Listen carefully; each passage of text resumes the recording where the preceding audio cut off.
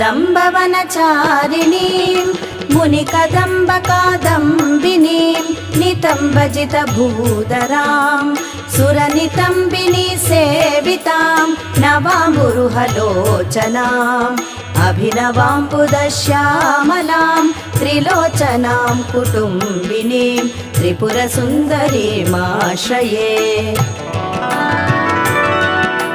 श्रीदेव्यै नमः। कदम्बवनवासिनीं कनकवल्लकीधारिणीं महार्हमणिहारिणीं मुखसमुल्लसद्वारुणीं दयाविभवकारिणीं विशदलोचनीं चारिणीं त्रिलोचनां कुटुम्बिनीं त्रिपुरसुन्दरीमाश्रये। श्रीदेव्यै नमः।